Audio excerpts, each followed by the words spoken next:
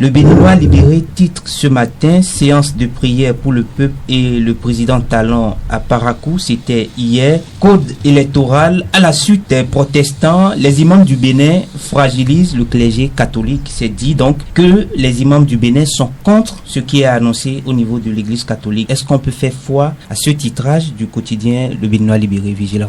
Les imams du Bénin, c'est un peu trop dire, parce que de ma petite investigation déjà sur le sujet et même de ce que les acteurs eux-mêmes disent, n'est-ce pas, il ne s'agit pas des imams du Bénin. Vous allez, quand vous avez écouté leur porte-parole, celui qui a lu la déclaration, il parle des imams du Septentrion et du centre du Bénin, puis il ajoute ailleurs. Et pour crédibiliser son acte ou leurs actes, il parle également de quelques responsables de l'Union islamique du Bénin. Il parle en l'occurrence du président qui est l'imam, un des imams de Boycon. Il parle du vice-président qui est un des imams de Parakou. Voilà, donc on peut pas parler de tous les imams du Bénin. D'ailleurs, comme je vous le disais tantôt, moi j'ai appelé quelques imams ce matin et ils sont pas de cet avis-là. Et même j'ai pu entrer en contact avec certains qui étaient à Parakou hier pour cette assemblée-là. Et il m'est revenu qu'on ne leur avait même pas annoncé qu'il s'agirait d'une déclaration du genre. On leur a plutôt dit au départ qu'il s'agit d'une séance pour prier pour le pays, et prier pour le chef de l'État. Et cela s'est avéré par la suite une déclaration politique ou presque à la fin. Voilà.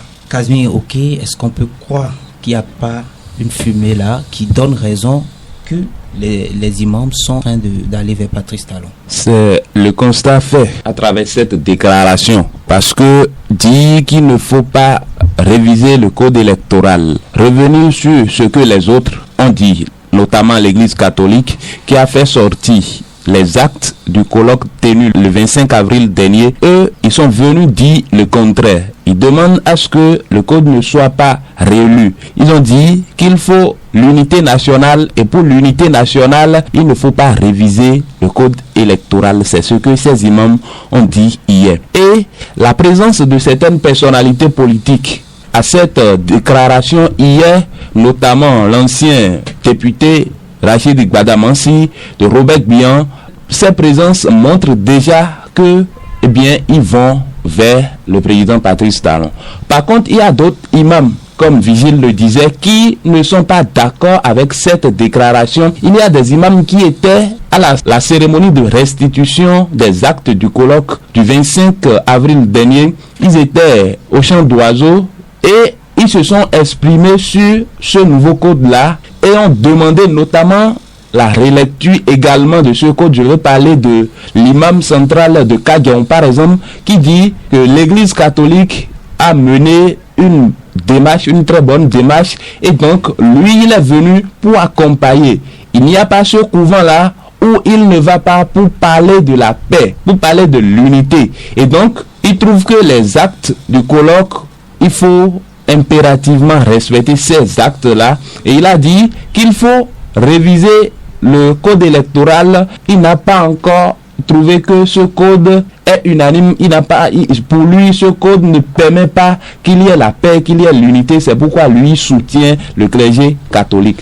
Voilà. Mais on peut vous dire encore que l'église protestante, malgré qu'on a eu des représentants de l'église à ce colloque du 25 dont vous faites allusion, l'église n'a pas tardé de dire que l'église catholique ne devait pas s'en mêler. Donc la présence de l'imam central de Kadiaou ne justifie pas forcément la position de l'Union islamique. Justement, l'église protestante a fait une sortie avec d'autres églises évangéliques pour dire nous, on n'est pas d'accord avec l'église catholique. Vous voyez, mais vous allez voir que la religion islamique, il y a ceux, même dans l'église protestante, qui sont d'accord avec ce que le clergé a dit. Parce que quand l'église protestante a fait sa sortie, vous avez vu, même les laïcs de l'église, ils se sont exprimés, ils ont dit non, nous ne sommes pas d'accord avec ce que l'église dit. Donc, c'est peut-être son mécontentement qu'il exprime Et quand Vigile disait qu'il y a d'autres imams qui ne sont même pas informés de la déclaration, on les a dit juste qu'on veut faire la prière pour le pays parce qu'aujourd'hui, tout le monde est en train de prier pour le pays. Donc, pour eux, c'est une séance de prière, mais qui, sur les lieux, s'est transformée en une séance de déclaration sur le nouveau code électoral, pour ne pas dire à une séance politique.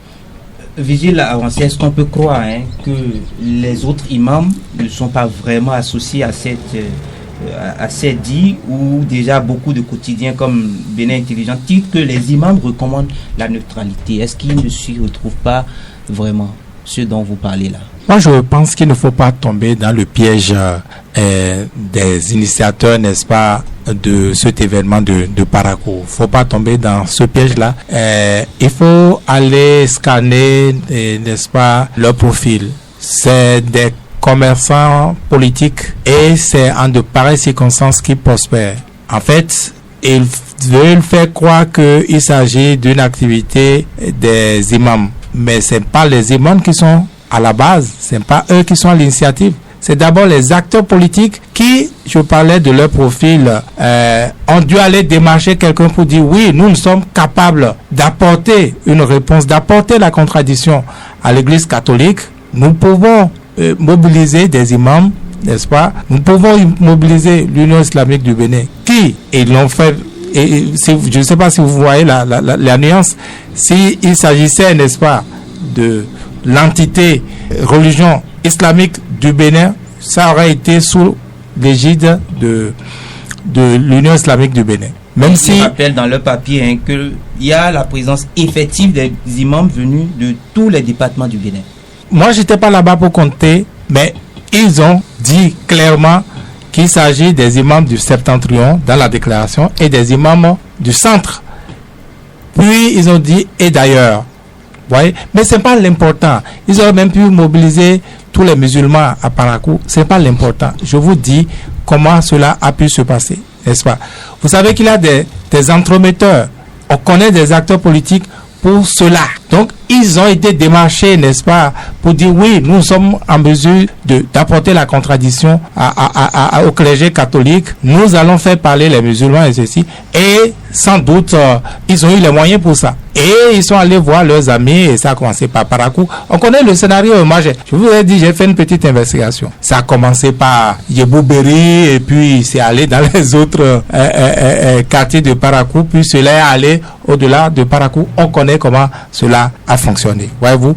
Donc, c'est du commerce. C'est du commerce. Cela prouve encore une fois qu'ils savent que leur histoire, pour parler du code électoral, n'est-ce pas, est hautement chrysogène, est hautement contestable et est contestée, n'est-ce pas? Donc, il faut maintenant de l'activisme pour, n'est-ce pas, contrer un peu ces contestations-là, pour contrer cette église catholique qui délibérément n'entend pas rester tranquille comme les gens le veulent, qui délibère, parce que le problème c'est quoi? Le problème c'est que l'église catholique, en se comportant comme cela, annonce les prémices des contestations. Voyez-vous? Et donc, c'est une caution que l'Église apporte à ces contestations qui, inéluctablement, vont venir. Et donc, il faut dire qu'il n'y a pas seulement que l'Église catholique au Bénin. Il faut aller voir les protestants.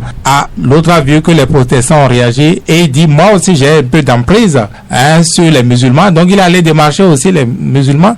Et si vous suivez bien, le porte-parole dit, ça ne va pas s'arrêter à Parakou, on va le faire dans tous les autres départements. Oui, on va le faire dans tous les autres départements. Qui va leur donner les moyens pour le faire? Pourquoi celui qui va donner les moyens, celui qui donne les moyens, c'est délibérément parce qu'il se sent en difficulté et il veut casser, n'est-ce pas, ce que les autres ont dit. Donnant les moyens, cela arrange les entremetteurs qui sont allés démarcher pour effectuer cette activité. Il n'y a pas plus que cela à voir derrière cet activisme, cette activité. Pour vous, qu'est-ce qui peut justifier que d'autres églises soient un temps soit peu manipulées pour décrédibiliser l'église catholique? Mais écoutez, c'est partout. On peut manipuler tout le monde. Vous savez, le mal vivre au Bénin, le quotidien aussi difficile, cela n'est pas une personne. cela n'épargne personne. Donc, les Béninois, pour la plupart, sont devenus comme des oisillons, la bouche ouverte, et attendant quelques crachats de bons billets de banque. Et c'est ça qui marche. Il n'y a que ça. Donc, tout le monde est susceptible d'être manipulé. On va dire le contexte est propice à cela au Bénin aujourd'hui. Et donc, quand vous n'avez pas un peu de moralité, même si vous êtes imam, même si vous êtes pasteur, vous avez vu, même on a pu, n'est-ce pas, trouver un prêtre rapidement pour dire que voilà, il n'est pas d'accord avec le clergé. Mais je crois que ce n'est pas aller plus loin que ça. Donc voilà, c'est ce genre de manipulation. Vous allez en voir. Et moi, je vous avais déjà dit le vendredi dernier que, eh bien, cette activité du clergé catholique qui est resté droit dans ses bottes, n'est-ce pas, va susciter des répliques. Et c'est normal que ces répliques-là arrivent. Donc, c'est normal que Anne Griff, ils aillent au marché pour aller trouver des oisillons au bec ouvert, n'est-ce pas, pour chanter qu'il n'y a pas que l'Église catholique, pour chanter la paix. On va revenir à la matière paix dont on parle elle-même. La matière paix que tout le monde chérit, soi-disant. Eh bien, est-ce que le code est vraiment la paix? On va plus assez le démontrer. Tout le monde sait déjà. Casimir, ok, l'Union islamique du Bénin ne devait-elle pas elle-même prendre des responsabilités et dire clairement sa position comme l'Église catholique? Oui, mais la position est déjà connue à travers cette déclaration. Il y a un aspect... Proposition qui, selon Vigile... des propositions. Oui. On attend voir si ils ont dit qu'ils vont faire la déclaration presque dans tous les départements du Bénin. Peut-être qu'en faisant la déclaration, ils vont faire des propositions. Mais il dit, le président de l'Union islamique du Bénin dit, le Bénin est un et indivisible. Nous demandons donc à toutes les confessions religieuses de laisser les politiques gérer les affaires politiques. S'ils savent que le Bénin est un et indivisible, pourquoi ne pas aller vers les autres confessions religieuses? Pourquoi toutes les confessions religieuses ne peuvent pas se réunir aujourd'hui, parler d'une seule voix pour savoir, oui, l'Église catholique a dit il faut corriger telle chose. Non, l'Église protestante a dit telle chose est bon. Et ensemble, ils vont faire le point de ce qu'ils reprochent au code.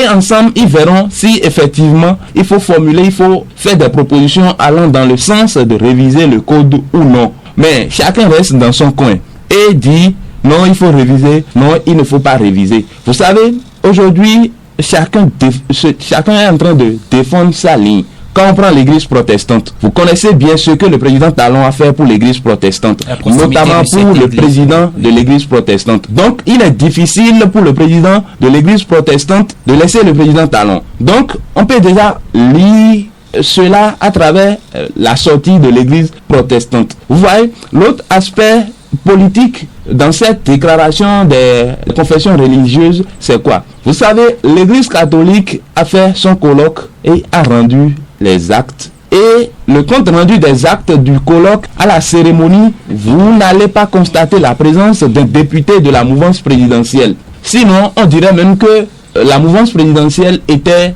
presque absente. Mais quand il s'agit de l'Union islamique ou des imams du Nord ou des imams du Bénin, comme ils le disent, qui veulent faire une déclaration, on a la présence d'un député à l'Assemblée nationale. On a la présence d'un ancien député. Mais est-ce que vous allez dire que c'est parce que c'est à Parakou et Parakou c'est chez les deux là? À Cotonou, est-ce qu'on n'a pas de députés? Dans le littoral, est-ce qu'on n'a pas de députés? Donc vous allez voir que c'est déjà la politique. L'église qui demande, l'Union islamique qui demande aujourd'hui aux autres et confessions religieuses, notamment l'église catholique, de ne pas se mêler des affaires politiques, se mêle déjà des affaires politiques. Vigile avancé, l'Union islamique ne devait pas-elle sortir avec un communiqué pour clarifier la position de l'ensemble des imams et se démarquer de ce groupe qu'on peut juger de manipuler? Je ne sais pas comment ça fonctionne à l'Union islamique, mais vous voyez que le président est là, le vice-président est là. Disons, une partie, quelques responsables du bureau étaient là. Donc, qu'est-ce qui va être la réaction du reste du bureau? Moi, je n'en sais rien. On verra bien. Mais moi, je dirais que c'est une petite manipulation. Une manipulation pour des gens peu intelligents.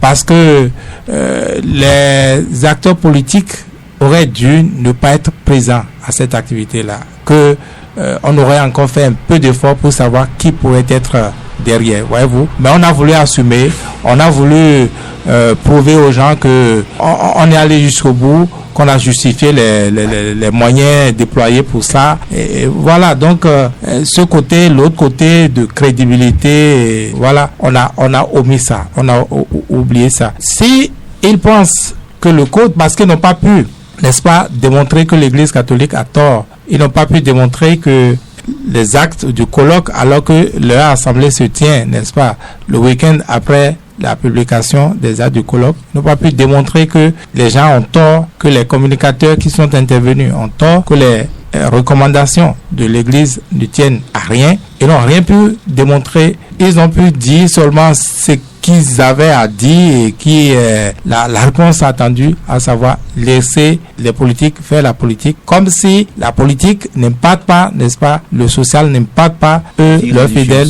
la vie religieuse. Voyez-vous. Donc moi je crois que c'est une actualité sur laquelle on ne devait même pas du tout s'attarder. Elle va se détériorer d'elle-même, de mon point de vue. On est qu'au lendemain de cette activité, vous allez commencer par voir, parce que ce que je ne vous dis pas, l'activité a commencé où? À Parakou. Parakou, qu'on le veuille ou non, aujourd'hui politiquement n'est pas contrôlé par ceux-là qui étaient les initiateurs. Quand même, Parakou, mais c'est un indicateur que c'est contrôlé par la majorité parlementaire. Vous avez vu les résultats des dernières législatives? Vous avez vu les résultats des dernières législatives? Même le maire dont vous parlez, vous connaissez les résultats des communales? Si vous connaissez tout ça, vous saurez que, eh bien, la manipulation, elle est là et elle va pas tarder à être révélée, de mon point de vue. Les responsables d'associations islamiques de Parakou, sans doute, vont monter au créneau, sans doute. Même des imams vont parler les jours, les heures à venir. Il n'y a pas de quoi se presser.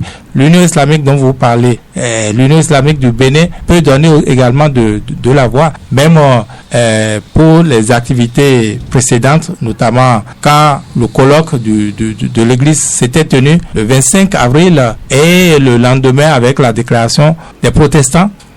Si vous avez bien fait attention, il y a eu déjà une sortie, un début de manipulation de l'Union islamique du Bénin et très rapidement rattrapé, et ils sont pas allés plus loin que cela, ils sont pas allés aussi loin, par exemple, que les protestants. Donc, il n'y a pas à se presser, de mon point de vue.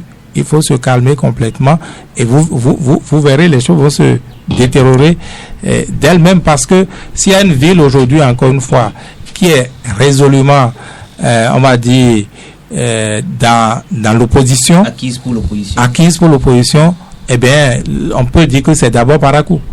C'est d'abord Parakou avant d'être les autres grandes villes du Bénin. Donc, vous voyez, on est dans un contexte où, quand vous regardez les acteurs en scène, il y a comme de la raréfaction, n'est-ce pas, de ressources pour certains.